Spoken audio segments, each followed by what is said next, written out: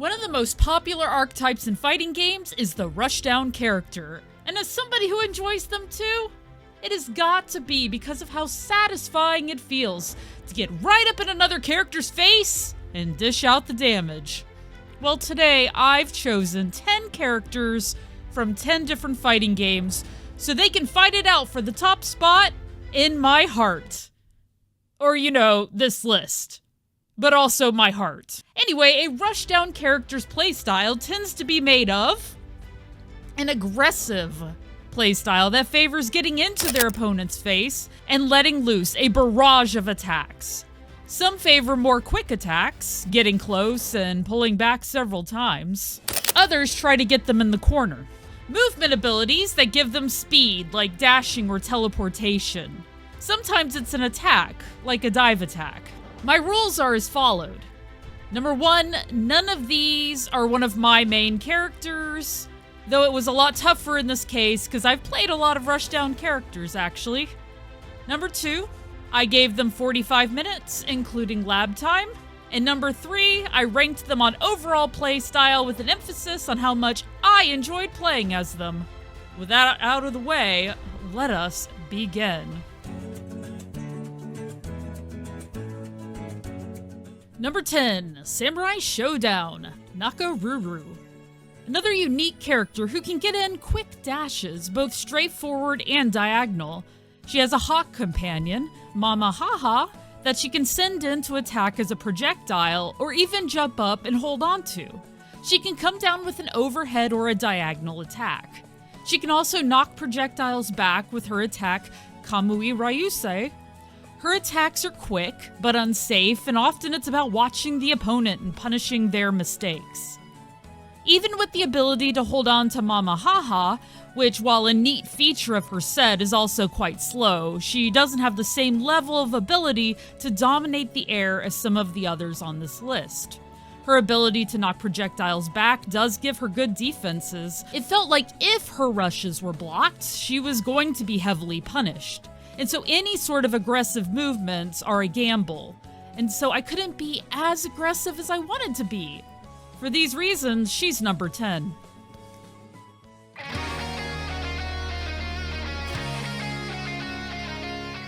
Number 9, Undernight Inbirth 2, Seth. Seth wields 2 blades, the Eliminator, and is an assassin, so he has quite the ability to get in and out of combat. He's speedy with some teleportation for quick movement. He can set up magic spheres that will attack from a range with swords, and a bigger one that will stop the opponent for a moment if they hit.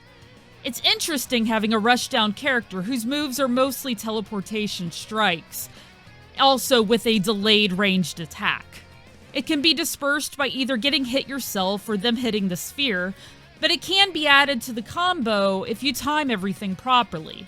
He also has a quick back handspring to get away when needed. I'm not sure if it's just me, but I found him a little easier to control in Underbirth 1. His speed and ability to move around is great, but if you mess it up, you'll be punished just as quickly. He's very dependent on his orbs to keep up the level of pressure that will keep him close. For these reasons, he's number 9.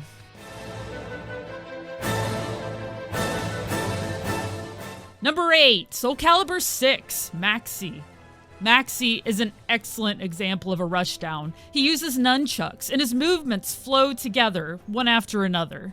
For me, he's always felt as much like a dancer as he does a martial artist, and becoming effective with him would involve learning how to move in and out of these movesets. Once you're caught up in his movements, it's tough to get out, and if you're not familiar with how he operates, he can overwhelm you quickly. I find once I've committed to movements, it's hard to change course. As quick as he goes into a routine, it isn't going to be as easily reversed or broken, so while his greatest strength is how fluid he is, it can also be to his detriment. He can gain upgrades and hits if you understand how to move from one stance to the other, so there are amazing rewards for studying him. But of course, it's another character that takes time and study to master. This is why he's number 8 on this list.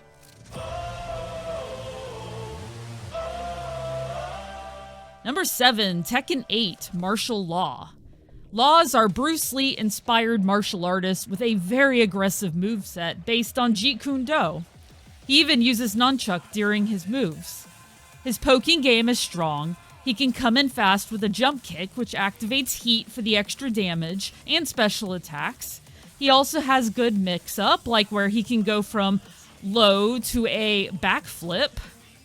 His attacks have always comboed together well, and this game is no exception. Due to who he's based on, he feels like he stepped out of an old-school martial arts movie, and I've always loved that feeling. It's important he keeps momentum with his attacks. Plenty of moments where the momentum wasn't there and the opponent would take advantage. Some of his hits are low range too. So you think you can hit and you'll wind up missing. This is why he's number 7.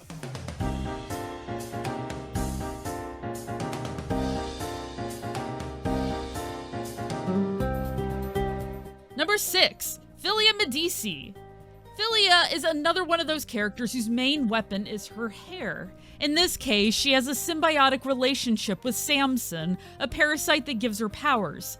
She's speedy and can dash across the screen with a lot of multi-hit attacks and opportunities to mix up. She does have one ranged ground attack, which is great once you get used to the spacing. Her hair forms all sorts of weapons: combs, scissors, jaws with teeth, and the rolling hairball.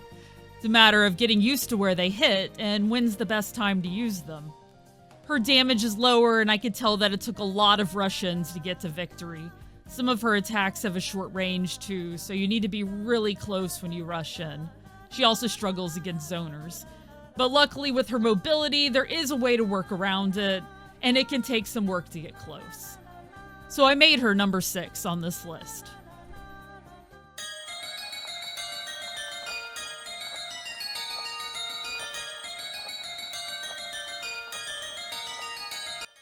Number 5, the King of Fighters 15, Chris. Chris is also one of the 4 Heavenly Knights of Orochi. He fights with speed. He has translocation, which uses super speed to get from one place to another. It allows him both to get in quickly as well as swap sides quickly with the opponent for a great amount of mix-up opportunity.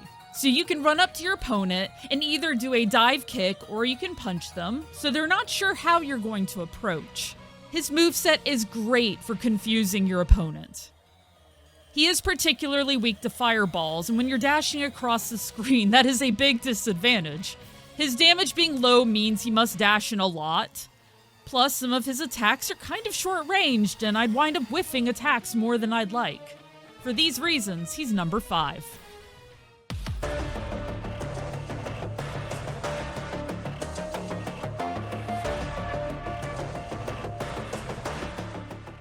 Number 4, Mortal Kombat 1, Johnny Cage. Johnny is aggressive, with a shadow dash move that can get him in quickly.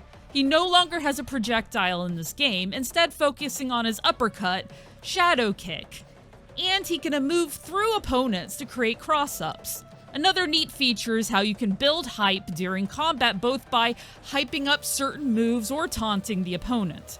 Building up hype makes his combos do more damage, so you can create a strategy of building up hype early on and unleashing combos towards the end of the round. Also, his ball buster move, great callback to the first Mortal Kombat movie, which I admit was one of my favorite movies when I was young. This may just be a me thing, but I love how Johnny exudes confidence and snarkiness in such a fun way. I can see that being a hit or miss, but I enjoy it.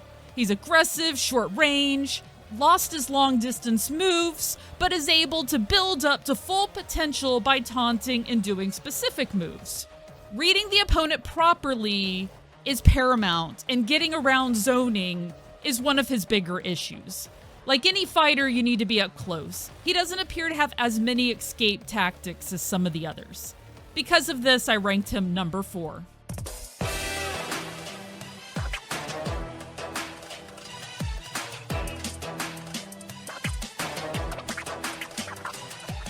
Number 3, Street Fighter VI, Rashid. There weren't very many Rushdown characters I haven't played extensively in SF6, so I decided to pick Rashid, and oh man is he fun. He's a bit of a zoning hybrid, but ultimately his strategy is to quickly enter and exit the opponent's space, and his moves are geared towards that aggressive approach. So I believe he is more of a rush character. He has an amazing air game as well as ground game. He can use the wind to move around in the air, and he can go into a run when he's on the ground, so he can get in and out of range quickly. His parkour style moves give him a lot of versatility. His jump kick, Eagle Mixer, a move many of the people on this list share, gets him up close fast. He can do a tornado projectile, whirlwind shot that's diagonal low to high, so it isn't like the usual horizontal fireball, and it can catch people who are up in the air. There are a lot of options here for how to attack, and so mastering him is going to take a lot of learning, a lot of time to learn which approach works best against which characters. Luckily, he's fun, so that helps, but I can see getting lost in the options. Ultimately, I rated him number 3 for this list.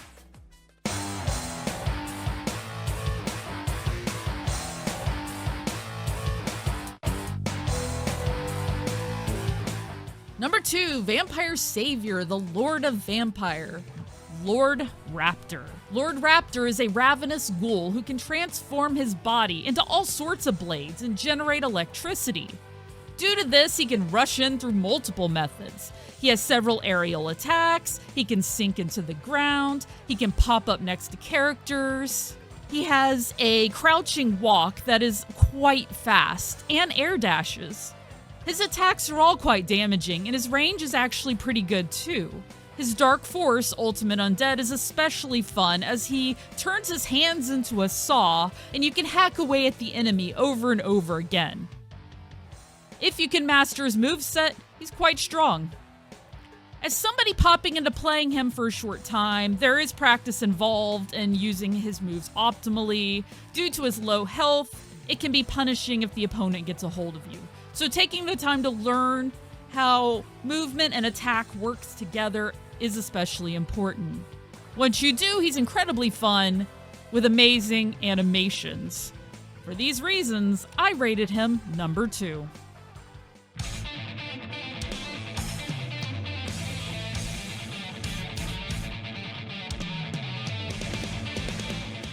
Number 1, Guilty Gear Strive, Chip Zanoff. Chip is a ninja that has a variety of moves to get around the stage. He can run up the walls, where he can do attacks for great corner pressure. He can bounce off of them, teleport across the stage, both in the air and on the ground. He can create clones of himself for several attacks. In one, his clone dashes forward while he stays stationary, so it's like a projectile. He has several good anti-air options, including a DP, and he can spin like a top as he is in the air to hit his opponents. So often, he is doing things that are damaging while moving around quickly. Once you learn how to use his movements to damage and to get away when he's cornered, he's really fun. His health is low, and if he's caught up in the enemy attacks, he will fold. It becomes very important to keep up the pressure and keep away from the opponent. But overall, he's strong. For these reasons, I rated him number 1. I enjoyed this list quite a bit. There were so many characters that I had not played before, but would have been very much in my wheelhouse, and I'll have to give them some more playtime. Thank you for watching. Please like, subscribe, comment. Let me know if I missed any other good Rushdown characters so I can include them in future videos. Thank you, and take care.